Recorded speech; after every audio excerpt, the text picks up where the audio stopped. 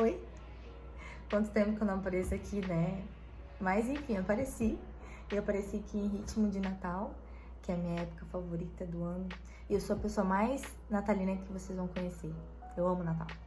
Mas não é sobre isso que eu quero falar. Eu quero abrir esse vídeo lendo Provérbios 4, versículo 23. Fala assim, ó. De tudo o que se deve guardar, guarde bem o seu coração, porque dele procede. Hoje eu quero falar sobre relacionamentos amorosos.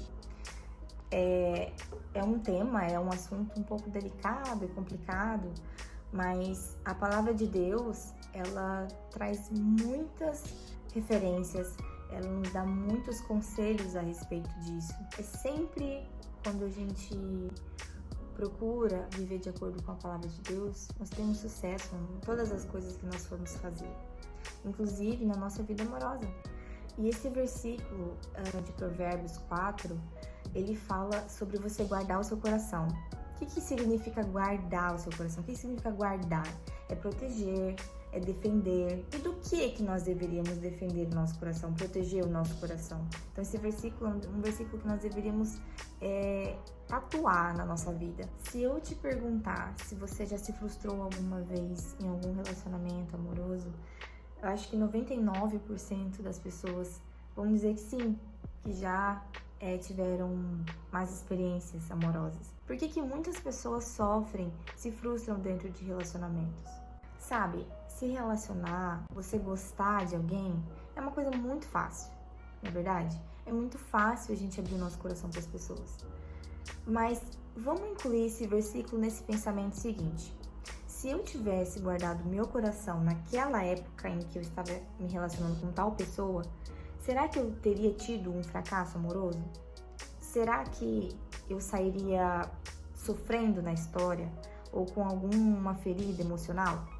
Quando a gente entende que a gente tem um valor indiscutível para Deus, a gente começa a ter mais cautela em relação a relacionamento. A gente começa a ter cautela nos nossos sentimentos. A gente começa a ser uma pessoa mais cuidadosa.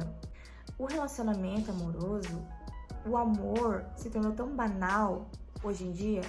É muito comum a gente ver pessoas sendo descartadas de relacionamentos, pessoas sendo magoadas, pessoas sendo frustradas, e como se isso fosse tão comum, como se o relacionamento amoroso fosse algo comum que eu poderia ter com qualquer outra pessoa. Mas não é bem assim. Eu posso mesmo dizer, pelas minhas experiências, que eu comecei a ter um relacionamento muito cedo. Eu era uma criança. Então, é algo de que, se eu conhecesse a palavra de Deus naquela época, era algo que eu não teria passado. Seria um sofrimento que eu poderia não ter passado. Mas eu não tinha conhecimento sobre isso. Eu acabava me iludindo.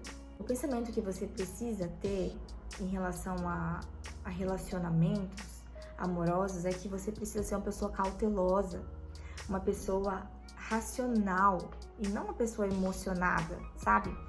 Quando a gente coloca os nossos sentimentos e emoções à frente de muitas situações da nossa vida, a gente acaba não pensando direito. Espera, isso tá certo?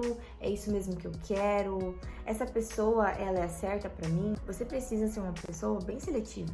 Na Bíblia, relacionamentos, eles não foram tratados com banalidade, como é tratado hoje em dia. Por quê?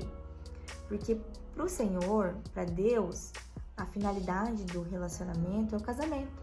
Hoje, para as pessoas é tão esquisito falar sobre isso, não, eu vou me relacionar para casar. Hoje é bem difícil, né? As pessoas são até taxadas, né? Eu escolhi esperar. Mas eu penso que muitas pessoas que chegam a essa conclusão passaram por vários relacionamentos que deram em fracasso emocional. Porque os propósitos são totalmente opostos.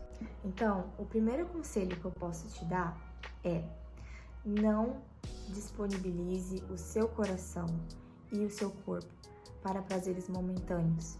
Eu lembro uma vez que eu fui numa conferência e o pastor falou assim: existe uma pessoa preparada para você, mas se você soubesse que essa pessoa já se entregou para tantas outras pessoas e que essa pessoa tem lembranças e memórias afetivas anteriores, como que você iria reagir? É claro que nós não iríamos querer, né, pessoas com bagagens emocionais, pessoas com bagagens e lembranças de relacionamentos anteriores. Então, pode ter certeza, a pessoa que o Senhor preparou para você também espera o mesmo.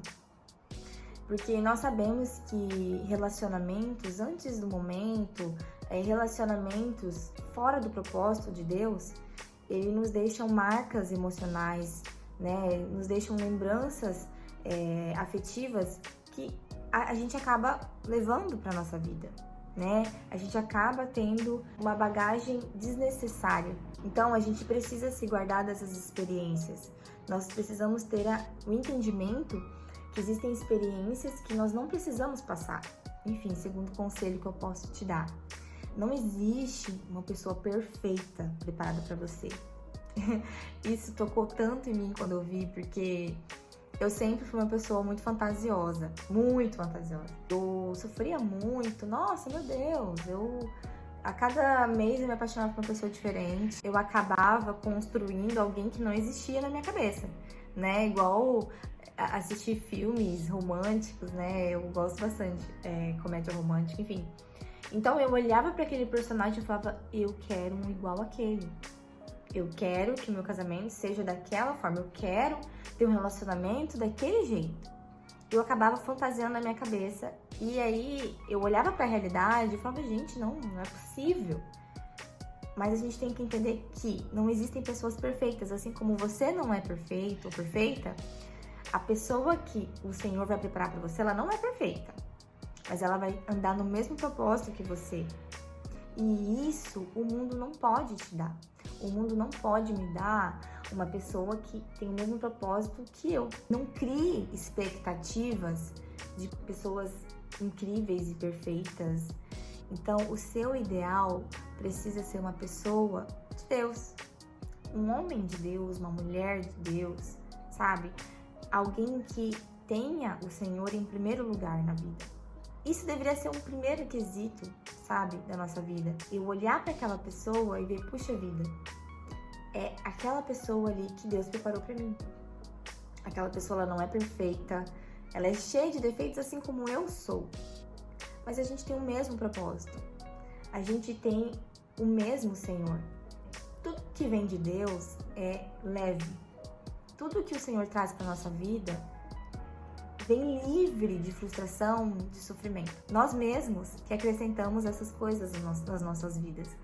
Então, se eu soubesse desde o início que eu deveria ter guardado o meu coração, eu não teria passado por muitas experiências ruins. Mas Deus, Ele é tão bom, tão misericordioso, que eu conheci a Sua palavra e eu entendi o propósito do meu relacionamento amoroso.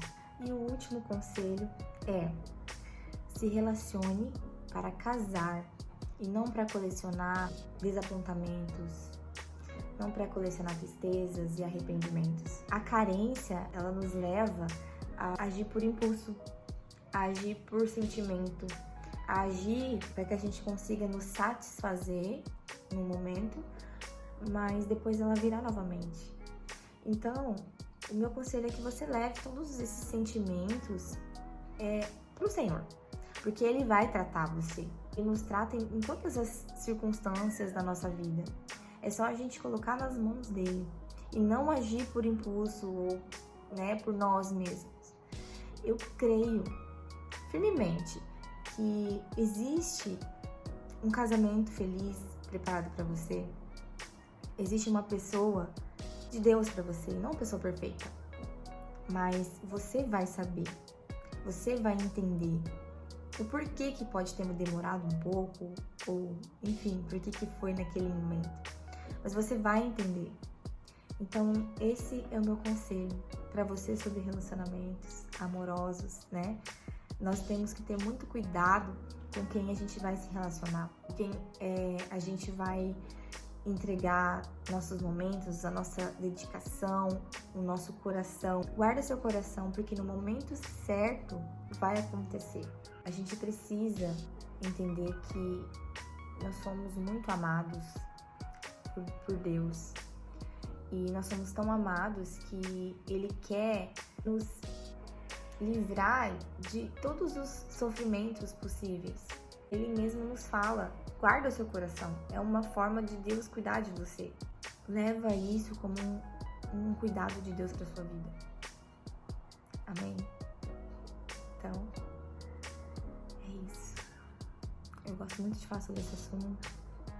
Eu não sou a guru nem expert de relacionamento, mas tudo que eu baseio na palavra de Deus, sabe? Eu tenho uma segurança para falar, eu tenho uma segurança para viver, porque eu vivo isso, né? Então, a gente não pode falar daquilo que a gente não vive, daquilo que a gente não vivencia.